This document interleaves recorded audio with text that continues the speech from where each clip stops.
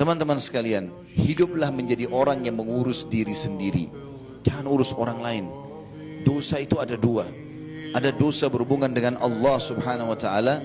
Dan ini Allah punya sifat maha pengampun, maha penyayang. Kata Nabi SAW, buku-buku dosa akan dimaafkan oleh Allah kecuali satu buku, yaitu hubungan seseorang dengan orang lain. Kalau sama Allah kita nggak sholat 20 tahun, taubat di tahun 21, Allah terima, selesai, maafkan. Kalau itu disuruh qadha, orang tidak keluarin zakat, lalu kemudian dia taubat, dia keluarin zakatnya. Orang yang punya utang Ramadan dia bayar. Tapi kalau sama manusia nggak bisa. Kata Nabi SAW, buku pelanggaran berhubungan dengan makhluk Allah tidak akan selesaikan sampai pemiliknya mengambil haknya. Kalau berhubungan dengan manusia ada 3 dosa. Ada dosa yang berhubungan dengan masalah pengambilan materi, kayak mencuri misalnya, ngambil bendahnya dia. Ini cara taubatnya harus taubat kepada Allah, minta maaf sama dia dan kembalikan curian itu. Kalau tidak, dia akan tuntut hari kiamat.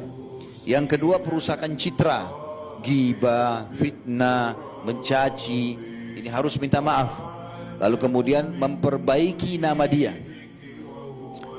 Yang ketiga adalah perusakan fisik, memukul, melukai badan. Ini hukumnya taubat kepada Allah, lalu minta maaf sama dia.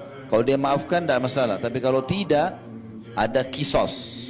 Kalau kita cungkil mata orang, mata kita juga dicungkil. Kalau kita jatuhin giginya, dijatuhin juga gigi. Bahkan setiap anggota tubuh ini ada diyah, ada dendahnya. Satu gigi itu bisa dibayar atau harus dibayar dengan 10 ekor unta. Disebutkan dalam hadis, karena tidak bolehnya orang sampai merusak fisik orang. Yang saya sayangkan teman-teman sekalian, ini banyak orang tidak sadar. Dia pikir dirinya sudah sholat di masjid, sudah hadir di ta'lim, tapi sibuk dengan ghibah, menceritakan aib orang. Untuk apa? Dapat apa?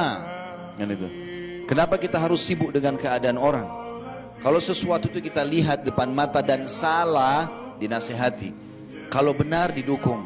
Kalau kita tidak tahu, jangan dicari tahu. Tidak usah kita menanyakan, kamu dari mana, kamu mau kemana. Bukan urusan kita. Kecuali kita dasarnya atasannya, orang tuanya. Kalau enggak usah tanya. Kenapa kamu pakai baju itu? Kenapa kamu pakai sendal ini? Kenapa beli mobil merek itu? Kenapa kamu menikah sama fulan? Bukan urusan kita, urusan dia. Kecuali depan mata kita itu salah. Dalam agama baru kita nasihatin. Berapa banyak orang yang sibuk dengan keadaan ini? Ghibah itu teman-teman adalah sesuatu aib yang ada pada orang. Bahkan di Indonesia ini dijadikan sebagai berita, hot news. Ya, nggak seru TV kalau nggak ada gosipnya, ceritain aib orang. Ada yang lebih bodoh lagi, orang-orang tidak mengerti apa-apa, dia dengarin, dia sebarkan juga. Padahal ingat, cara taubatnya harus minta maaf. Bisa nggak antum ketemu sama orang itu? Ketemu saja belum tentu dia maafkan, gitu kan? Belum tentu dia maafkan. Lalu untuk apa teman-teman sekalian?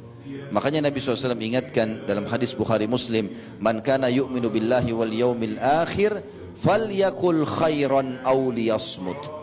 Siapa yang mengaku beriman pada Allah hari akhir, dia mau masuk surga nanti di akhirat, dia hanya ucapkan yang baik. Kata ulama hadis, yang baik itu adalah zikrullah, baca Quran, berdoa, nasihat atau tanya kabar.